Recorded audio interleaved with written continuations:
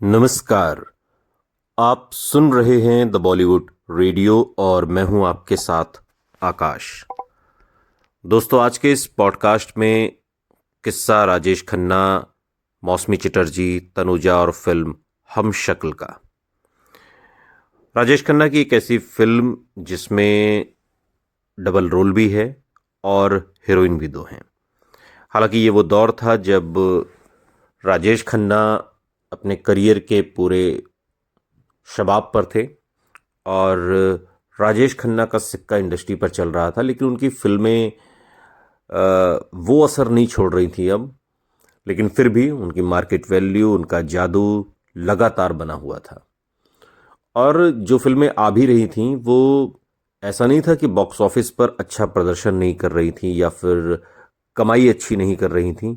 हाँ, इतना ज़रूर था कि जब उनकी तुलना आराधना से शुरू हुए उस सैलाब से होती है तो उसके मुकाबले वो कमतर पड़ती थी। लेकिन ये वो दौर भी था जब बहुत सारे लोग राजेश खन्ना को पसंद नहीं करते थे, जिनमें से एक मौसमी चटर्जी भी थी। मौसमी चटर्जी और राजेश खन्ना इससे पहले हालांकि अनुराग में नजर आए थे, लेकिन वो बहुत कैमियो रोल था राजेश खन्ना का। और अब हम शक्ल में राजेश खन्ना, मौसमी चटर्जी दोनों एक साथ थे।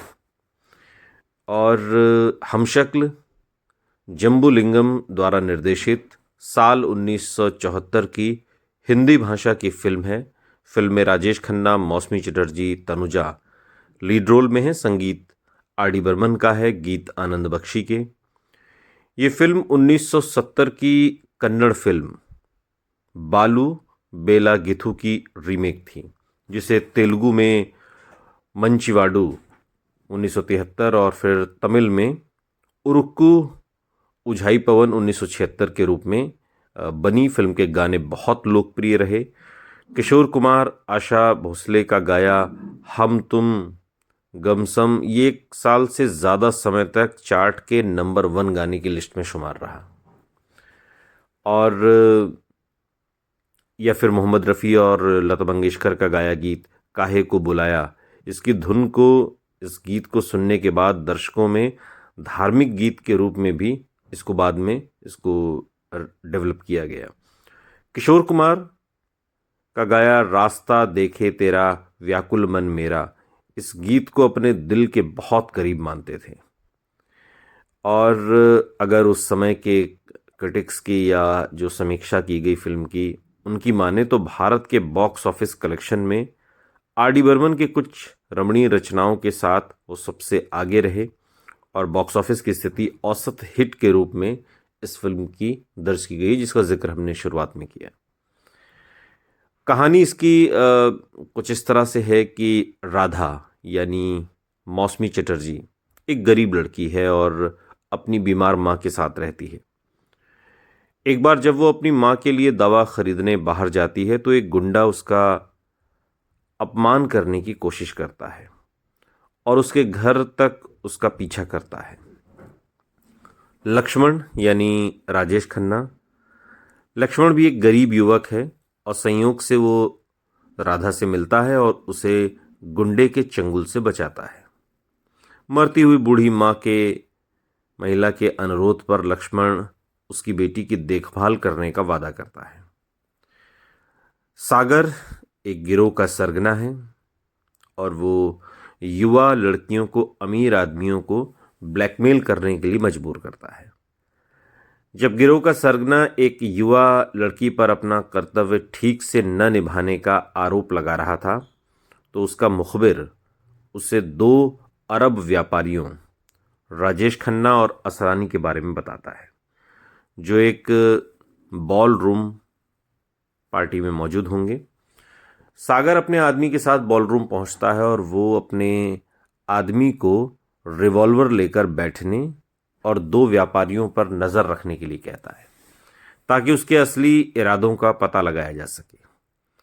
अरब व्यापारियों में से एक राजेश खन्ना और एक महिला जिसके किरदार में अरुणा ईरानी है उनके साथ नाचता है और उसे 3 बहनों की तस्वीर दिखाता है। ये तस्वीर, महिला भी इस तस्वीर में है और अरब व्यापारी उसके कान में कुछ फुसफुसाता है कि उसने उसकी मरती हुई बहन से हत्यारे का पता लगाने का वादा किया था और इसलिए उसे उसकी मदद की ज़रूरत है। वो हत्यारे के बारे में जानकारी देने ही वाली होती है कि उस आदमी ने जो उस पर नज़र रख रहा है वो उसे गोली मार देता है। लक्ष्मण बूढ़ी महिला से किए गए अपने वादे को निभाने के लिए राधा की देखभाल करता है। हालांकि जल्दी ही समाज उनके रिश्ते के बारे में सवाल उठाने लगता है और गुस्से में आकर लक्ष्मण राधा से मंदिर में शादी कर लेता है। नवविवाहिता अपने पति के बारे में कुछ भी नहीं जानती और इसलिए उससे उसके काम और पद के बारे में पूछती है। वो उसे बताता है कि वो रतन महल में बॉस के पद को छोड़कर स्थिति की मांग के अनुसार अलग अलग पदों पर काम करता है। रतन महल में सभी नौकर अपने मालिक के आने पर उसका स्वागत करते हैं। मालिक की 6 साल की बेटी रानी एक कमरे से बाहर आती है और वो अपने पिता से रतन महल से कई दिनों तक अनुपस्थित रहने के लिए अपना गुस्सा जाहिर करती है। वो ये भी जानना चाहती है कि वो उसकी माँ ललिता, जिसके किरदार में तनुजा हैं, उनको कब घर ला रहा है। हालांकि उसे इस बात की जानकारी नहीं है कि उसकी माँ मानसिक बीमारी से पीड़ित है और इसलिए वो एक शरणालय में रह रही है। इस बीच हत्यारे की तलाश 2 लोगों द्वारा की जाती है जो इस बार आभूषण व्यापारी के रूप में सामने आते हैं। कुछ साल के बाद नई घटनाएं घटती हैं। राधा एक बच्चे को जन्म देती है और ललिता अपनी मानसिक बीमारी से उबर जाती है। हालांकि डॉक्टर उसे चेतावनी देते हैं कि किसी भी तरह का सदमा उसके स्वास्थ्य को फिर से प्रभावित करेगा। घर लौटने के बाद ललिता अपने पति और बेटी के साथ शिवरात्रि पूजा के अवसर पर एक मंदिर में जाने पर जोर देती है। मंदिर परिसर के अंदर रानी खो जाती है और संयोग से राधा उसे उसकी माँ ललिता के पास वापस ले जाती है, जो सड़क पर कार के पास इंतजार करती है, जबकि रानी के पिता उसे खोजते हैं। दयालुता के इस कार्य के लिए ललिता राधा के साथ दोस्ती करती है और उसे रतन महल में आमंत्रित करती है। दोनों महिलाएं अपने अपने पतियों के बारे में भी बातें करती हैं। चीजें तब चौंकाने वाली हो जाती हैं जब राधा का बच्चा बीमार होता है और रतन महल पहुंचता है, जहां उसके पति लक्ष्मण राम की भूमिका निभाते हैं, जो ललिता का पति और रतन महल का मालिक है। वो उस पर दोनों महिलाओं को धोखा देने का आरोप लगाती हैं। ललिता को कोई झटका न देने के बारे में डॉक्टर की चेतावनी को याद करने के बाद वो दोहरी भूमिका निभाने से इनकार करता है। वो राधा से कहता है कि वो राम है और उसके बारे में कुछ नहीं जानता। बाद में राधा अपने पति के लिए एक पत्र छोड़ती है जिसमें उसे अपने बेटे की मौत के बारे में बताया जाता है और वो लापता हो जाती है। अब दूसरी ओर हत्यारे को खोजने के लिए, अपने गुप्त मिशन को पूरा करने के लिए राम को मुंबई जाना पड़ता है। ललिता उसके साथ जाने पर जोर देती है और वो अनुरोध को स्वीकार नहीं कर सकता और इस तरह से अपनी पत्नी और बेटी को मुंबई ले जाता है। वो एक होटल में ठहरते हैं जहां राम को चक्रम आश्रणी का फोन आता है जो गुप्त मिशन में उसकी सहायक है। ललिता उनकी बातचीत सुनती है और वो फिर से बीमार पड़ जाती है और राम एक डॉक्टर को बुलाता है। वो राधा को नर्स के रूप में देखकर चौंक जाता है, जिसे सीता के नाम से अब जाना जाता है। राम अपने मिशन में सफल होने ही वाला होता है कि सागर उसे बताता है कि उसकी पत्नी और बेटी का अपहरण हो गया है। राम और उसके दोस्त किडनैपर्स के पास आते हैं और लड़ाई करते हैं। फिर पुलिस वहां आती है और गिरोह के नेता और उसके गुंडों को गिरफ्तार कर लेती है। अब मामला अदालत में है, जहां राम गवाह के कटघरे में खड़ा है और एक कहानी सुना रहा है।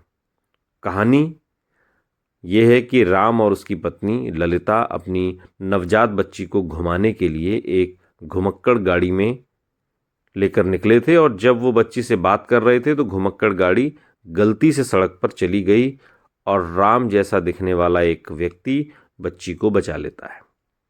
और तब राम को पता चलता है कि वो लक्ष्मण है और रतन महल में मजदूर के रूप में काम करता है, जहां राम मालिक है। राम उसकी दयालुता का बदला चुकाना चाहता है, लेकिन लक्ष्मण ने कुछ भी लेने से इनकार कर दिया, क्योंकि उसकी 7 पीढ़ियां रतन महल में काम करके अपनी रोजी रोटी कमाती थी। इस बीच राम को याद आता है कि ललिता सड़क पर बेहोश पड़ी है। राम लक्ष्मण से बच्ची की देखभाल करने के लिए कहता है और ललिता को डॉक्टर के पास ले जाने के लिए निकल पड़ता है। रास्ते में माला नाम की एक महिला उसकी कार रोकती है और भारी फिरौती की मांग करती है। वो पैसे लेने के लिए उसे एक होटल में बुलाती है। होटल में वो राम को सागर के कमरे में बताती है, जिसने वास्तव में उसे ब्लैकमेल करने के लिए मजबूर किया था। वो उसे जल्द से जल्द होटल छोड़ने के लिए कह रही थी। जब सागर आया, उसे गोली मार दी और फरार हो गया। मरने से पहले वो अपनी 2 बहनों के बारे में भी बताती है, जो इस गिरोह के सरगना के चंगुल में थीं और उन्हें अमीर लोगों को ब्लैकमेल करने के लिए मजबूर किया जाता था। उन्हें पहचानने के लिए वो उसे एक तस्वीर देती है। अब पुलिस माला की हत्या के आरोप में राम की जांच कर रही थी।